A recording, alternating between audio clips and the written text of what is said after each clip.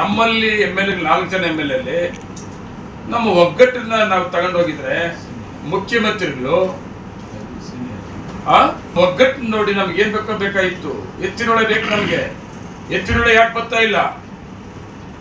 ಯಾಕೆ ನಮ್ಮ ಧ್ವನಿ ಸರ್ಕಾರಕ್ಕೆ ಮತ್ತೆ ಮುಖ್ಯಮಂತ್ರಿಗಳಿಗೆ ಮುಟ್ತಾ ಇಲ್ಲ? ಒಗ್ಗಟ್ಟಿಲ್ಲಪ್ಪ. ನೋವಾಗ್ತದೆ ನನಗೆ. ಇಂಥ ಸರ್ಕಾರದಲ್ಲಿ ಎಂತೆಂತ ನಾವು ಅವಕಾಶ ತಗೊಂಬಾರ್ದಾಗಿತ್ತು. ಮುಖ್ಯಮಂತ್ರಿಗಳು ಕೋಲಾರ ಜಿಲ್ಲೆ ಬಗ್ಗೆ ತುಂಬಾ ಆಸಕ್ತಿ ಇದೆ, ಜಿಲ್ಲಾ ಮಂತ್ರಿಗಳಿಗೆ ತುಂಬಾ ಆಸಕ್ತಿ ಇದೆ. ನಮ್ಮ ಡೆವಲಪ್ಮೆಂಟ್ಸ್ ಹೇಳ್ತಾ ಇರೋದು. ಈಗ ಏನಾಗಿದೆ, ನಮ್ಮ ಇದಂತ ನಮ್ಮ ಕ್ಷೇತ್ರಕ್ಕೆ ನಾವು ವಿಚಾರ ಆಗ್ಬಿಟ್ಟಿದ್ದೀವಿ. ಡಿಸ್ಟ್ರಿಕ್ಟ್ ಬಗ್ಗೆ ಯಾರು ಯೋಚನೆ ಮಾಡೋದು? ಬೇಕಾಗಿತ್ತಲ್ಲ ಇಂಥ ಸೀನಿಯರು ಇಲ್ವಲ್ಲ ಇವತ್ತು. ಆಯ್ತಪ್ಪ, ನಾಡು ಸಭೆ ನಮ್ ಸೀನಿಯರ್ ಅಪ್ಪ, ವಯಸ್ಸಲ್ಲಿ ನನ್ಗಿಂತ ಸಿಕ್ಕೋರು ಇರ್ಬೋದು. 3 ಸಾರಿ MLA ಅಲ್ವಾ?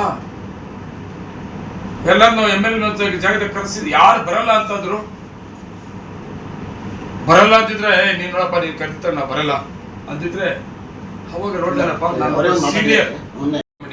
ರಾಜಣ್ಣವ್ರನ್ನ ಯಾಕೆ ತೆಗೆದ್ರು, ಯಾಕೆ ಬಿಟ್ರು ಅದ್ರ ಬಗ್ಗೆ ಆದಷ್ಟು ಬೇಗ ಮತ್ತೆ ತೀರ್ಮಾನ ಆಗ್ತದೆ. ನನ್ಗೆ ಏನು ಅಂತ ನಾನು ಅದ್ರ ಬಗ್ಗೆ ಮಾತಾಡಕ್ ಹೋಗುದಿಲ್ಲ.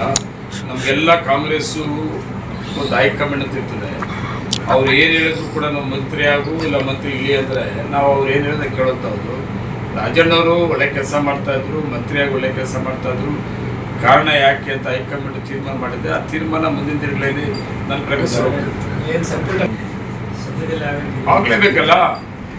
ಕೆಲವು ಜಿಲ್ಲೆಗಳಿಗೆ ಅವಕಾಶ ಸಿಕ್ಕಿಲ್ವಲ್ಲ. ನಮ್ಗೇನು ಆರೋಗ್ಯವಾಗಿದ್ದೀವಿ, ಒಳ್ಳೆ ಜಿಲ್ಲಾ ಮಂತ್ರಿ ಅವನೇ, ನಮ್ಮ ತಕಾಲೆ ಇಲ್ಲ. ನಮ್ಮ ಜಿಲ್ಲಾ ಮಂತ್ರಿ ಇಲ್ಲಲ್ಲಪ್ಪ, ನಮ್ಮ ಜಿಲ್ಲೆಯಲ್ಲಿ ಮಂತ್ರಿ ಇಲ್ಲ ಅನ್ನೋ ಜಿಲ್ಲೆ ಇಲ್ಲ, ಬೇಜಾರು ಕೂಡ ಇಲ್ಲ. ಆದ್ರೂ ಕೂಡ ಕೆಲವು ಜಿಲ್ಲೆಗಳಲ್ಲಿ ಅವಕಾಶ ಸಿಕ್ಕಲಿಲ್ಲ. ಈ ಸಾರಿ ಏನಾದ್ರು ಸಚಿವ ಸಂಪುಟ ವಿಸ್ತರಣೆ ಮಾಡುತ್ತಾ ಸಂದರ್ಭ ಬಂದ್ರೆ ನನ್ನ ಪ್ರಕಾರ ಕೋಲಾರಕ್ಕೆ ಸಿಕ್ಕೇ ಸಿಕ್ಕ. ಯಾವತ್ತು ಮಾಡ್ತಾರೋ ಅವತ್ತು ನಮ್ಮ ಕೋಲಾರ ಜಿಲ್ಲೆಗೆ ಅವಕಾಶ. ಯಾವತ್ತು ಮಾಡಿದ್ರೆ ಅವತ್ತು ಈಗ ಲಾಭ ಮಾಡ್ಕೊಳ್ಳೋದಕ್ಕೆ ಇಷ್ಟು ದಿವಸ ಹಿಂದೂ ಮುಸ್ಲಿಂ ಧರ್ಮಸ್ಥಳ ಹೇಳ್ಕೊಂಡು ಓಡಾಡ್ತಾರಲ್ಲ, ಹಂಗೆ ಪ್ರತಿಯೊಂದು ಕೂಡ ಹಿಂಗೆ ಬಿಜೆಪಿ ಅವರು ಇವೆಲ್ಲ ಆಗಲ್ಲ. ಕರ್ನಾಟಕ ರಾಜ್ಯದಲ್ಲಿ ಕಾಂಗ್ರೆಸ್ ಸರ್ಕಾರ, ಮುಖ್ಯಮಂತ್ರಿ ಸಿದ್ದರಾಮಯ್ಯ ಆಡಳಿತ, ಇವರು ಏನೇ ಕ್ಲಿಕ್ ಮಾಡಿದ್ರು ಕೂಡ ಮತ್ತೆ ಕರ್ನಾಟಕ ರಾಜ್ಯದಲ್ಲಿ ಕಾಂಗ್ರೆಸ್ ಸರ್ಕಾರ ಬರ್ತದೆ. ಇವರು ಅನ್ಕೊಂಡಿರ್ಬೋದು, ಅವರು ಸಾಧ್ಯನೇ ರೀಚ್ ಆಗುತ್ತೆ.